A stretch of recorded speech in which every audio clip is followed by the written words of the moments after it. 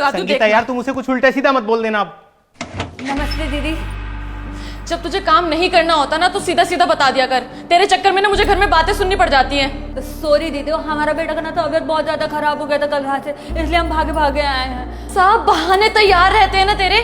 तू एक बात बता, मैं तेरे भैया को क्या दूं नाश्ते में? बोला था मैंने तुझे आज जल्दी आ जाइए, उन्हें जल्दी निकलना ऑफिस के लिए। हम बस जल्दी सब जाके बना देते हैं ना। हाँ तो महारानी जी आप बाहर क्या कर रही हैं खड़े होके? अंदर जाइए। नमस्ते भैया, सॉरी हाँ हमको थोड़ा सा लेट हो गया, लेकिन हम जल्दी जल्दी आपका नाश्ता बना देते हैं। अरे नहीं नहीं नहीं नहीं मालती, रहने दो, मैं ऑफिस जाके नाश्ता कर लूंगा। अरे क्यों ऑफिस जाके नाश्ता करोगे? बाहर पता नहीं कैसा खाना बनता है। मालती तू किचन में जा, नाश्ता बना दे। और हाँ, सिंक में बर्तन पड़े हैं, पहले उनको धो लियो फिर बनाइयो जा। जैसे संगीता क्या जरूरत है इतने बर्तन गंदे करने की? और किचन में रात को इतने बर्तन गंदे करती क्यों हो तुम? आप ना इसको ज्यादा सर पे मत चढ़ाओ, मुझे पता है अच्छे से काम वाली से काम कैसे निकलवाना होता है। मालती जल्दी जल्दी हाथ चला, लेट हो रहा है इनको।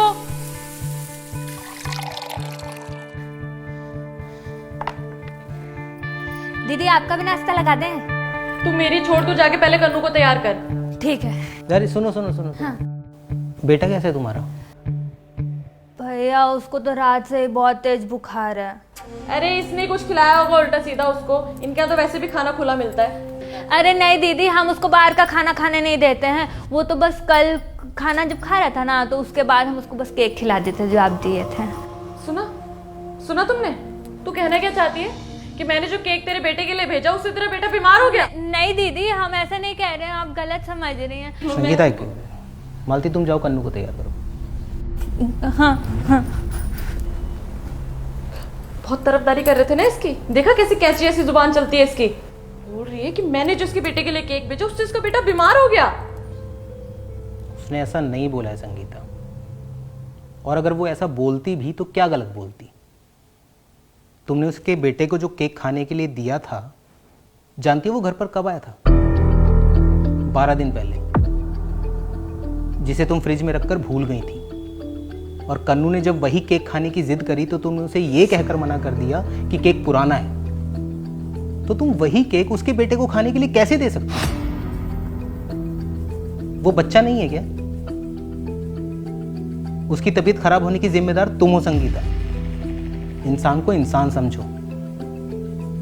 और ये सिर्फ तुम्हारी नहीं है, बहुत से घरों की यही प्रॉब्लम है। खाना बासी हो गया तो काम वाली को दे दो।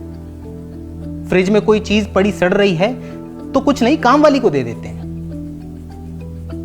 मालती हमारी मेड है संगीता, कोई भिखारन नहीं है जो तुम्हारे टुकड़ों पर जिएगी। वो भी अपने बच्चे को गोद में लेकर जाकर सड़क पर भीख मांग सकती है, लेकिन नहीं, उसका अपना आत्मसम्मान है। वो मेहनत करके अपना घर चलाती है। उसका पति उसे छोड़कर चला गया लेकिन उसने हार नहीं मानी। तुम्हें तो उसकी हिम्मत बढ़ानी चाहिए। और अगर उम्र के हिसाब से भी देखें तो तुम और मालती एक ही उम्र के हो गए। सिर्फ इस बात पर तुम्हें उसे कोसने का मौका नहीं मिल जाता कि तुम्हारा पति एक अच्छी नौकरी करता है और उसका पति उसे छोड़कर जा चुका है। वो हमारे यहां काम करती है। जैसे मैं किसी के यहां एम्प्लॉई हूं, वैसी वो हमारे यहां एम्प्लॉई है। जिंदगी में तरक्की करने, आगे बढ़ने का ये मतलब बिल्कुल भी नहीं होता संगीता कि हमें अपने से कम हैसियत वाले लोगों की बेइज्जती करने का अधिकार मिल जाए। इंसान को इंसान समझो संगीता। पता नहीं कौन अपने कैसे समय में जीकर आपकी जिंदगी को आसान कर रहा है। इसलिए लोगों की दुआएं लो, हाय नहीं, मददगार बनो, गुनहगार नहीं। दीदी कन्नू बाबा को बुखार हो गया, आज स्कूल मत भेजिए। अरे चिंता करने का कोई बात नहीं, हम कन्नू बाबा को बुखार वाला सिरप पिला दिए, बाबा सो रहे हैं अभी। लेकिन कल रात तक तो ठीक था कन्नू, बुखार कैसे हो गया उसे? वो भैया दीदी से छिपकर कन्नू बाबा ने केक खा लिया था, इसलिए। डांटिएगा मत, हम बोल दिए हैं कि आपको नहीं बताएंगे।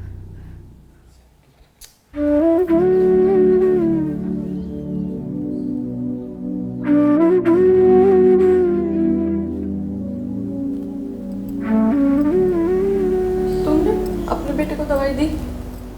उसका कोई टेंशन नहीं है दीदी, हम उसको समझा दिए हैं कि माथा पर पानी का पट्टी डालना है, तो कोई दिक्कत नहीं है ऐसा। और उसको तो ऐसे भी बहाना चाहिए कि मम्मी साथ में रहे, है ना। हम सोच रहे जाके झाड़ू पोछा कर लेते हैं, ठीक है ना। आपको जो कपड़ा खिंचवाना है वो निकाल के रख लीजिएगा। हाँ,